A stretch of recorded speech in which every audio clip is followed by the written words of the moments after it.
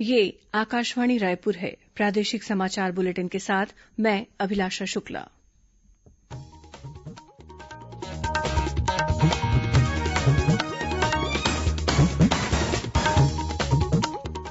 और अब पेश है आज के मुख्य समाचार। केंद्रीय स्वास्थ्य मंत्री डॉक्टर हर्षवर्धन ने विश्वास जताया है कि आने वाले कुछ महीनों में देश के नागरिकों को कोविड-19 टीका उपलब्ध हो जाएगा। मुख्यमंत्री भूपेश बघेल ने आज महिलाओं के लिए स्पेशल दाई दीदी क्लिनिक का शुभारंभ किया। विश्व शौचालय दिवस पर राज्य के पंचायत मंत्री टीएस सिंहदेव ने उल्लेखनीय कार्य करने वाले व्यक्तियों और संस्थाओं को पुरस्कार वितरित किए। केंद्रीय जल शक्ति मंत्री ने दुर्ग जिले के ग्राम रिसामा की सरपंच से किया वर्चुअल संवाद। और बीजापुर जिले में सुरक्षा बलों ने 3 माओवादियों को किया गिरफ्तार। दंतेवाड़ा जिले में एक माओवादी ने आत्मसमर्पण किया।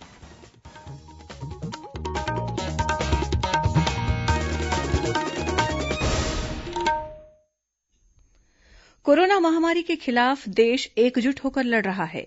आप भी हमारे साथ सुरक्षा और बचाव के 3 आसान एहतियाती उपायों का संकल्प लें। कोविड-19 से बचाव और सुरक्षित रहने के 3 उपाय। मास्क लगाएं, 2 गज दूरी है जरूरी, सुरक्षित दूरी रखें, हाथ और मुंह साफ रखें। अब समाचार विस्तार से। केंद्रीय स्वास्थ्य मंत्री डॉक्टर हर्षवर्धन ने विश्वास जताया है कि आने वाले कुछ महीनों में देश के नागरिकों को कोविड-19 टीका उपलब्ध हो जाएगा। भारतीय उद्योग परिसंघ फिक्की के एक कार्यक्रम को वर्चुअल माध्यम से संबोधित करते हुए स्वास्थ्य मंत्री ने कहा कि इस टीके के वितरण के लिए दिशा निर्देश तैयार किए जा रहे हैं। उन्होंने कहा कि कोरोना योद्धाओं के बाद यह टीका 65 वर्ष से अधिक आयु के लोगों को लगाया जाएगा। डॉक्टर हर्षवर्धन ने कहा कि अगले वर्ष जुलाई या अगस्त तक इस टीके की 40 से 50 करोड़ खुराकें उपलब्ध होंगी, जो शुरुआती दौर में 30 से 35 करोड़ लोगों को दी जा सकेंगी। इधर छत्तीसगढ़ में डेथ ऑडिट रिव्यू में यह जानकारी सामने आई है कि कोमार्बिडिटी वाले मृतकों का प्रतिशत 59, जबकि कोरोना संक्रमण से मृत्यु का प्रतिशत 41 था। वहीं राजनांदगांव मेडिकल कॉलेज कोविड अस्पताल में कथित रूप से ऑक्सीजन की कमी से एक कोरोना संक्रमित व्यक्ति की मौत होने की खबर है। स्वास्थ्य मंत्री टीएस सिंहदेव ने मामले को गंभीरता से लेते हुए मेडिकल कॉलेज की डीन डॉक्टर रेणुका गहने को जांच के आदेश दिए हैं। इस बीच राजनांदगांव कलेक्टर टीके वर्मा और पुलिस अधीक्षक डी श्रवण ने शहर के प्रमुख बाजार का निरीक्षण किया। इस दौरान मास्क नहीं लगाने वालों पर चालानी कार्रवाई की गई। साथ ही कोरोना प्रोटोकॉल का पालन नहीं कराने वाले दुकानदारों के खिलाफ कार्रवाई करते हुए उनकी दुकानें सील की गई। इस बीच अंतर्राष्ट्रीय बैडमिंटन खिलाड़ी आकर्षि कश्यप ने लोगों से कोरोना वायरस से बचाव के लिए आवश्यक सावधानी बरतने की अपील की है। मैं आकर्षि कश्यप, अंतर्राष्ट्रीय बैडमिंटन खिलाड़ी, आप सभी देशवासियों से ये निवेदन करती हूँ कि खुद को और दूसरों को कोविड-19 के संक्रमण से बचाएं। अपना मास्क सही तरीके से पहनें, अपने हाथों को बार-बार साबुन से धोएं और सैनिटाइज करें। सोशल डिस्टेंसिंग का पालन करें।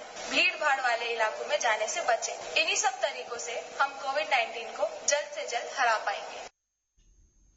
केंद्रीय स्वास्थ्य मंत्री डॉक्टर हर्षवर्धन ने कहा है कि शैक्षणिक सत्र 2020-21 के लिए केंद्रीय पूल की एमबीबीएस सीटों पर उम्मीदवारों के चयन और नामांकन के लिए दिशा निर्देशों में एक नई श्रेणी शुरू करने का फैसला किया गया है। इसके अंतर्गत कोविड योद्धाओं के आश्रितों को शामिल किया गया है। इनके लिए 5 सीटें आरक्षित की गई हैं। स्वास्थ्य मंत्री ने बताया कि इसका उद्देश्य कोरोना के रोगियों के उपचार में लगे कोविड योद्धाओं के योगदान को सम्मानित करना है। मुख्यमंत्री भूपेश बघेल ने आज महिलाओं के लिए स्पेशल दाई दीदी क्लिनिक का शुभारंभ किया। मुख्यमंत्री ने पायलट प्रोजेक्ट के रूप में रायपुर, दुर्ग, भिलाई और बिलासपुर नगर निगम क्षेत्र के लिए 3 स्पेशल मोबाइल दाई दीदी क्लिनिक को अपने रायपुर स्थित निवास कार्यालय से हरी झंडी दिखाकर रवाना किया। इस दाई दीदी स्पेशल क्लिनिक में डॉक्टर सहित सभी चिकित्सकीय स्टाफ महिलाएं होंगी और इसमें केवल महिलाओं का ही निःशुल्क इलाज किया जाएगा। महिलाओं के लिए शुरू किया जाने वाला यह स्पेशल मेडिकल मोबाइल क्लिनिक देश में अपनी तरह का पहला अनूठा क्लिनिक होगा। इस क्लिनिक के शुरू होने से महिला श्रमिकों और स्लम क्षेत्रों में निवासरत महिलाओं तथा बच्चियों को अपने घर के निकट ही महिला डॉक्टरों के माध्यम से इलाज की सुविधा मिलेगी। इस क्लिनिक का संचालन मुख्यमंत्री शहरी स्लम स्वास्थ्य योजना के अंतर्गत किया जाएगा। वहीं मुख्यमंत्री ने आज नवा रायपुर में छत्तीसगढ़ खनिज विकास निगम के नए कार्यालय का उद्घाटन किया। साथ ही मुख्यमंत्री ने अपने रायपुर स्थित निवास कार्यालय में छत्तीसगढ़ राज्य खाद्य आयोग की वेबसाइट का लोकार्पण भी किया। आज विश्व शौचालय दिवस है। यह दिन स्वच्छता के बारे में जागरूकता लाने और लोगों को शौचालयों का प्रयोग करने के लिए प्रोत्साहित करने के लिए मनाया जाता है। एक संदेश में उपराष्ट्रपति एम वेंकैया नायडू ने कहा है कि साफ सफाई में लापरवाही से कुपोषण होता है और इससे बीमारियों के फैलने का खतरा बढ़ जाता है। विश्व शौचालय दिवस पर उपराष्ट्रपति ने कहा कि किसी भी स्वस्थ समाज और स्वस्थ राष्ट्र के लिए स्वच्छता और साफ सफाई के लिए प्राथमिकता जरूरी है। उन्होंने लोगों से अनुरोध किया कि वे भारत को खुले में शौच से मुक्त कराने के लिए अपने संकल्प को फिर से दोहराएं। वहीं प्रधानमंत्री नरेन्द्र मोदी ने कहा कि भारत ने सभी के लिए शौचालय की अपनी वचनबद्धता पर दृढ़ता से अमल किया है। एक ट्वीट में उन्होंने कहा कि पिछले कुछ वर्षों में हमने करोड़ों भारतवासियों को स्वच्छ शौचालय उपलब्ध कराने की शानदार उपलब्धि हासिल की है। इधर छत्तीसगढ़ में पंचायत और ग्रामीण विकास मंत्री टीएस सिंहदेव ने आज अपने निवास कार्यालय से वर्चुअल माध्यम से स्वच्छ भारत मिशन ग्रामीण के तहत स्वच्छता के क्षेत्र में उत्कृष्ट कार्य करने वाले व्यक्तियों और संस्थाओं को अलग अलग 15 विषयों में नगद राशि, प्रशस्ति पत्र और ट्रॉफी देकर सम्मानित किया। इस मौके पर श्री सिंहदेव ने कहा कि प्रदेश में स्वच्छता के माध्यम से स्वच्छ और सुंदर समाज का निर्माण करना है। ये हम सब की सहभागिता से ही संभव हो सकेगा। उन्होंने स्वच्छता के क्षेत्र में कार्य करने और पुरस्कार जीतने वाले प्रतिभागियों का उत्साहवर्धन करते हुए इस उपलब्धि को आगे भी कायम रहने और इससे बेहतर करने की अपील की। इस मौके पर 18 विषयों में तुलनात्मक रूप से उत्कृष्ट कार्य करने वालों को व्यक्तिगत और संस्थागत श्रेणी में 4 करोड़ 35 लाख रूपये के पुरस्कार वितरित किए गए। ग्रामीण विकास विभाग के अधिकारियों ने बताया कि स्वच्छता के पहले चरण के तहत 33 लाख शौचालयों का निर्माण किया गया है। इसके साथ ही भीड़भाड़ वाले क्षेत्रों को ध्यान में रखकर सामुदायिक शौचालयों के निर्माण को बढ़ावा दिया गया है। इस बीच श्री सिंहदेव ने सरगुजा जिले को राज्य स्तरीय स्वच्छता पुरस्कार 2020 में जिला ओडीएफ पुरस्कार के रूप में 1 करोड़ रूपये की राशि प्रदान की। सरगुजा जिले को 18 श्रेणियों में से कुल 9 श्रेणियों में 11 जबकि जिला स्तर पर 8 श्रेणियों में 19 पुरस्कार मिले हैं। उधर केंद्रीय जल शक्ति मंत्री गजेन्द्र सिंह शेखावत ने आज सरपंच संवाद कार्यक्रम के तहत दुर्ग जिले के ओडीएफ प्लस ग्राम रिसामा की सरपंच गीता महानंदा से वर्चुअल संवाद किया। इस दौरान श्रीमती महानंदा ने श्री शेखावत को बताया कि उनके गांव को इसी साल 13 अगस्त को ओडीएफ प्लस घोषित किया गया था। इसमें गांव के मितानिन, स्व सहायता समूह, आंगनबाड़ी केंद्र की कार्यकर्ता, ग्रामीणों और एनसीसी के विद्यार्थियों का सहयोग मिला। उन्होंने बताया कि दूसरे चरण में ओडीएफ प्लस के तहत गांव में ठोस और तरल अपशिष्ट का प्रबंधन किया जा रहा है। मंत्री जी ने कहा कि जो कचरा हम घरों से ले जाते हैं उसे घर से ही अलग अलग किया जाए। सूखा कचरा और गीला कचरा उसे घर से ही अलग करके उसके बाद उसे सेग्रीगेशन यार्ड में ले जाया जाए। तो ऐसा हम प्रयास करेंगे अपने गांव की पब्लिक को बताने के लिए कि वो पृथक्करण का कार्य जो है अपने घर से ही स्टार्ट करें। गांव वालों का अभी तक तो भरपूर सहयोग रहा है, तभी हम यहाँ तक पहुँच पाए हैं और आगे भी वो हमारा सहयोग करेंगे, ऐसी मुझे आशा है।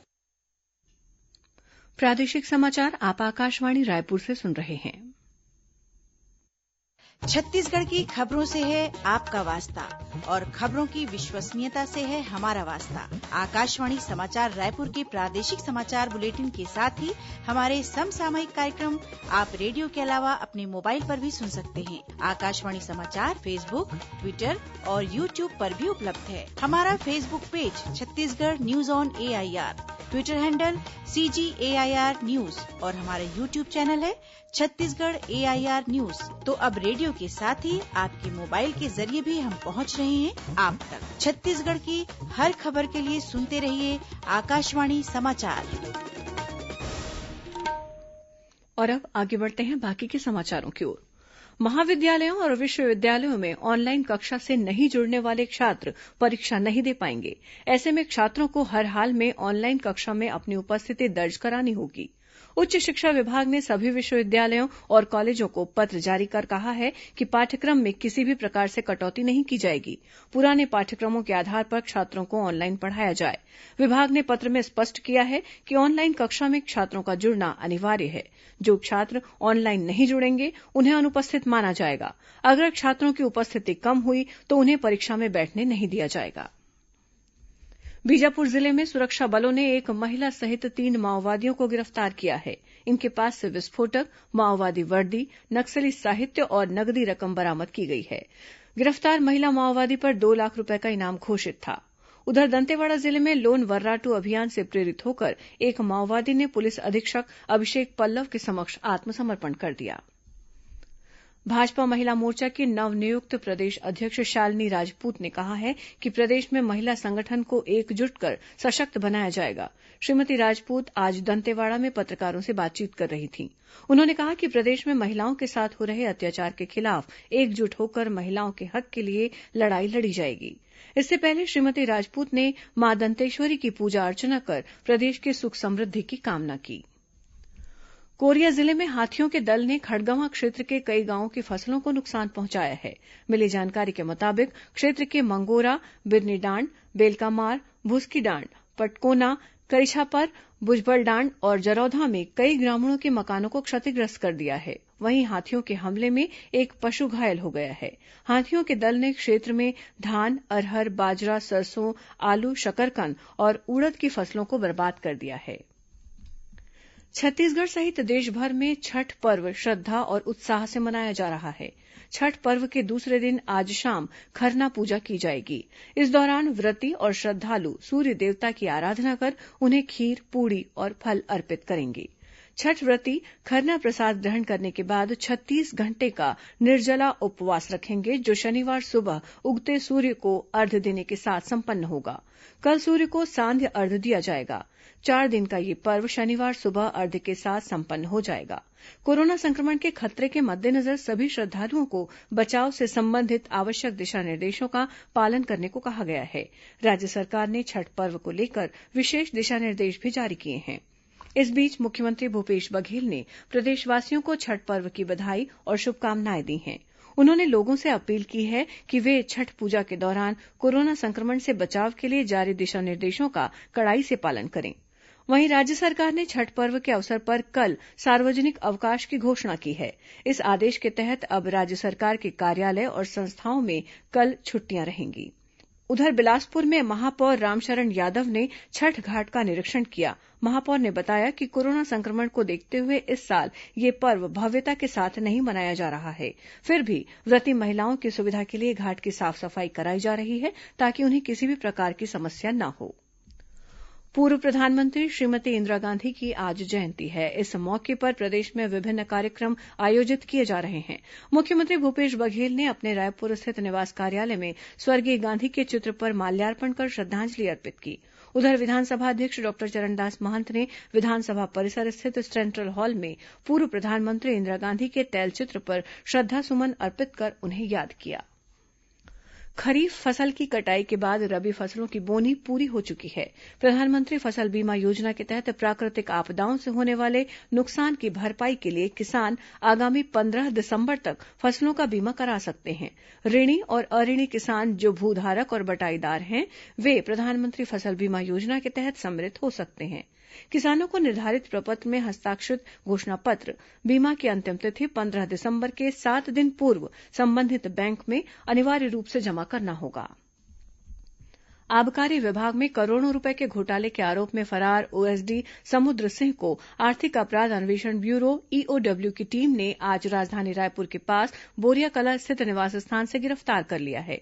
गिरफ्तारी के बाद समुद्र सिंह को स्वास्थ्य खराब होने की शिकायत पर राजधानी के एक निजी अस्पताल में भर्ती कराया गया है। गौरतलब है कि करीब 1.5 साल से फरार समुद्र सिंह पर आबकारी विभाग में करोड़ों रुपए की गड़बड़ी करने का आरोप है। मामले की जांच शुरू होने के बाद उन्होंने अपने पद से इस्तीफा दे दिया था।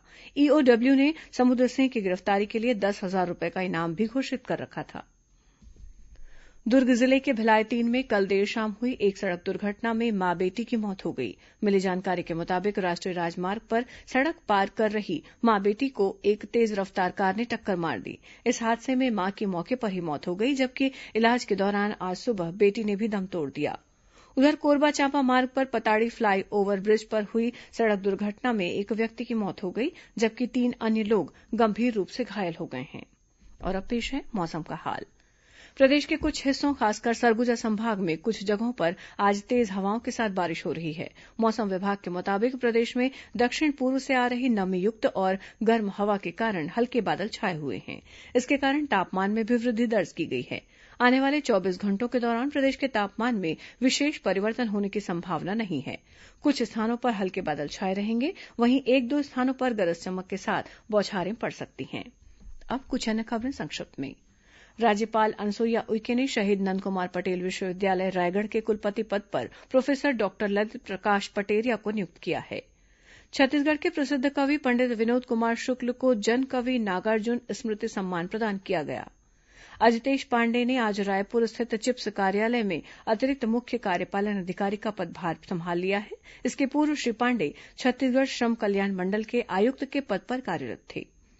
इंदिरा गांधी कृषि विश्वविद्यालय के अंतर्गत संचालित निजी कृषि, उद्यानिकी और कृषि अभियांत्रिकी महाविद्यालयों में अब प्रबंधन कोटा की सीटों के लिए ऑनलाइन काउंसलिंग की प्रक्रिया आगामी 21 नवंबर से 18 दिसंबर तक आयोजित की जाएगी। सैनिक स्कूल अंबिकापुर में आगामी शैक्षणिक सत्र के लिए कक्षा 6वीं और 9वीं में प्रवेश के लिए होने वाली परीक्षा के लिए ऑनलाइन आवेदन पत्र अब 3 दिसंबर तक जमा किए जा सकते हैं। जांजगीर चांपा जिले में नकली कीटनाशक दवाई की बिक्री की शिकायत के बाद जांच के लिए 9 टीम गठित की गई है। टीम ने जांच के बाद 21 विक्रय केंद्रों को नोटिस जारी किया है। राजनांदगांव जिले के ग्राम जोम में 2 दिन पहले हुई मां बेटी की हत्या की गुत्थी पुलिस ने सुलझा ली है। आरोप है कि हत्या उनके बेटे ने ही की थी। आरोपी बेटे को गिरफ्तार कर लिया गया है। और राजधानी रायपुर की खमतराई पुलिस ने कोयले की अफरा तफरी के मामले में यार्ड मालिक सहित 2 आरोपियों को गिरफ्तार किया है। अंत में मुख्य समाचार एक बार फिर। केंद्रीय स्वास्थ्य मंत्री डॉक्टर हर्षवर्धन ने विश्वास जताया है कि आने वाले कुछ महीनों में देश के नागरिकों को कोविड-19 टीका उपलब्ध हो जाएगा। मुख्यमंत्री भूपेश बघेल ने आज महिलाओं के लिए स्पेशल दाई दीदी क्लिनिक का शुभारंभ किया। विश्व शौचालय दिवस पर राज्य के पंचायत मंत्री टीएस सिंहदेव ने उल्लेखनीय कार्य करने वाले व्यक्तियों और संस्थाओं को पुरस्कार वितरित किए। केंद्रीय जल शक्ति मंत्री ने दुर्ग जिले के ग्राम रिसामा की सरपंच से किया वर्चुअल संवाद। और बीजापुर जिले में सुरक्षा बलों ने 3 माओवादियों को किया गिरफ्तार। दंतेवाड़ा जिले में 1 माओवादी ने आत्मसमर्पण किया। इसी के साथ प्रादेशिक समाचार बुलेटिन समाप्त हुआ। नमस्कार।